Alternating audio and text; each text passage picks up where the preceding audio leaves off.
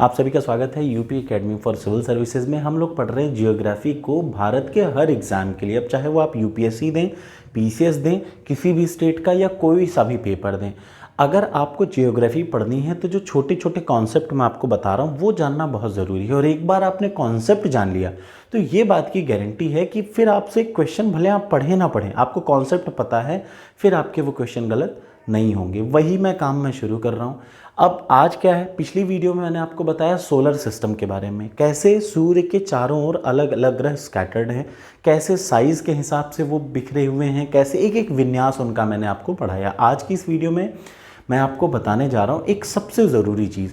जब सारे ग्रहों के बारे में, 8 ग्रहों के बारे में पढ़ लिया, सूरज के बारे में पढ़ लिया, तब अब हम क्या करेंगे, छोटी छोटी डेली 2 से 3 वीडियो आएंगी जिसमें आप देखेंगे कि हर ग्रह के बारे में बहुत ज़रूरी चीज़ें जो एग्ज़ाम में आई हों, सिर्फ एग्ज़ाम में आने वाली। ज़बरदस्ती का हवा में मैं कुछ भी नहीं डालूंगा, सिर्फ वो चीज़ होगी जो एग्ज़ाम में आएगी। ठीक है, तो चलिए आज सबसे पहले मैं पढ़ाने जा रहा हूँ सूरज के बारे में। सूर्य के बारे में कहा जाता है कि आज तक कभी कोई सूरज के पास नहीं पहुँच पाया। नासा जो कि अमेरिका की एक एजेंसी है, वो पहुँचने की उसने कोशिश की लेकिन पहुँचा नहीं। लेकिन फिर भी जिस हद तक वो पहुँच पाया, हाँ, हनुमान जी जो हमारे थे उन्होंने सूर्य को कच्चा चबा लिया था, ये बात सच है। उसके बाद से आज तक हम लोग कुछ नहीं कर पाए, क्योंकि हमारे भारत में ना प्राचीन काल में बड़े अच्छे अच्छे विद्वान थे जिन्होंने सब कुछ खोज की, मैंने पिछली वीडियो में आपको बताया था। लेकिन अब हमारे टाइम पे क्या है, भारत की 90% जनता तो कच्चा बादाम देखने में बिजी है। 2-2, 10-10, 20-20 मिलियन व्यू पार हो जाते हैं, तो इन सबको देखने का किसी के पास टाइम नहीं है। फिर भी जो लोग देख रहे हैं वो अच्छे हैं, वो देखते रहें। तो इसलिए सूर्य की बात करें तो सूर्य का जब नासा ने थोड़ा सा ऑब्जर्वेशन किया तो नासा ने पाया जो सूर्य का इनर कोर है, कोर का मतलब सबसे अंदर का भाग जो उसका है, वो या तो गैस से बना हुआ है या फिर किससे बना हुआ है, प्लाज्मा से बना हुआ है। ये किसने बताया? नासा से हमें पता चलता है। और क्या हुआ, अब भैया सूर्य की जो पूरी ऊर्जा है उसका स्रोत क्या है, सबसे पहला, और आज का वीडियो इतने पे ही रुकूंगा, छोटा सा कॉन्सेप्ट है लेकिन बहुत ज़रूरी है।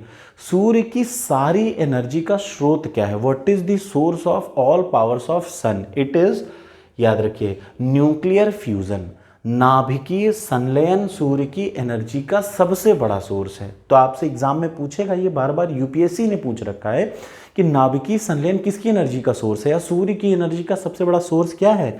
नाभिकीय संलयन। अब ये क्या है ये समझिए। नाभिकीय का मतलब जो न्यूक्लियर रिएक्शन होती हैं वो 2 टाइप की होती हैं। ध्यान से सुन लीजिए, न्यूक्लियर रिएक्शन 2 टाइप की होती हैं। पहला नाभिकीय संलयन और दूसरा नाभिकीय विखंडन। इंग्लिश में कहा जाए तो न्यूक्लियर फ्यूजन और न्यूक्लियर फीजन। फ्यूजन और फीजन, फ्यूजन का मतलब संलयन और फीजन का मतलब विखंडन। फ्यूजन क्या है? फ्यूजन का मतलब संलयन। इंग्लिश में फ्यूज का मतलब होता है 2 चीज़ें मिल जाना, जब जो 2 या 2 से ज़्यादा छोटी छोटी चीज़ें मिलकर एक चीज़ बना दें। When 2 or more atoms combines to form a larger atom, जब छोटे छोटे 2 या 2 से ज़्यादा चीज़ें मिलकर एक कंबाइंड फॉर्म में एक बड़ा एटम बनाते हैं तो उसको क्या बोलते हैं? उसको बोलते हैं नाभिकीय संलयन। सूर्य की ऊर्जा का सोर्स यही है, याद रखिए। तो नाभिकीय संलयन क्या है? जब छोटे छोटे, देखिए एक है टाइट्रियम एक है ड्यूटेरियम, दोनों मिले तो इतना बड़ा सोर्स बन गया, दोनों मिलके एक बड़ा एटम बना लिए, उससे बहुत सारी एनर्जी निकली, उसमें हीलियम है, उससे न्यूट्रॉन निकले। यही है सूर्य की असली एनर्जी का पूरा स्रोत। तो ये एनर्जी जो जा रही है सूर्य से, किसकी वजह से जा रही है? नाभिकीय संलयन की वजह से जा रही है। इससे ज़्यादा जानने की आपको कोई ज़रूरत नहीं। दूसरी प्रक्रिया है भाई, छोटे छोटे पार्टिकल्स या छोटे छोटे एटम मिलके बड़ा एटम बना दे रहे हैं तो उसको हम लोग बोल रहे हैं फ्यूज़न। तो जब एक बड़ा एटम फूट के छोटे छोटे पार्टिकल में बन जाएगा तो उसको क्या बोल देंगे? फ्यूजन। इतने का फर्क है, याद रखिए। फ्यूजन का मतलब फ्यूज हो जाना, जब 2 से ज़्यादा चीज़ें छोटी छोटी मिलकर एक बड़ी चीज़ बना दें। मतलब जब छोटी छोटी चीज़ें मिलकर एक बड़ी चीज़ बना दें तो वो है फ्यूज़न। और जब एक बड़ी चीज़ टूट के छोटी छोटी चीज़ों में बिखर जाए तो वो क्या है? फीजन।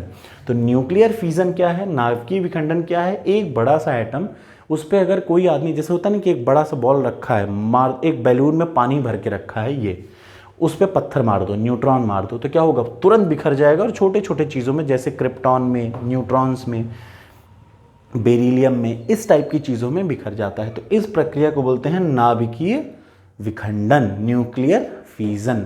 जो एटम, परमाणु बम जो होते हैं ना, परमाणु बम, वो शायद इस पे है। ये कमेंट बॉक्स में कमेंट करिए, परमाणु बम किस एनर्जी पे बेस्ड है, नाभिकीय विखंडन पे कि नाभिकीय संलयन पे? कमेंट बॉक्स में आपको कमेंट करके बताना है। तो दोनों प्रक्रिया समझ में आ गया ना, नाभिकीय पहला क्या है?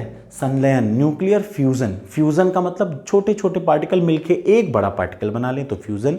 एक बड़ा पार्टिकल मिलके टूट के छोटे छोटे पार्टिकल्स में टूट जाए तो फीजन। क्लियर हो गया ना? सूर्य की एनर्जी का क्या स्रोत है? तो न्यूक्लियर फ्यूजन है। आज की वीडियो का यही इतना वो है। अगली वीडियो में मैं आपको सूर्य के बारे में बहुत डिटेल बताऊंगा कि सूर्य ग्रहण, चंद्र ग्रहण बहुत ही आसान और सबसे अच्छे तरीके से बता दूंगा। Thank you so much. कैसी लगी वीडियो ज़रूर बताइएगा।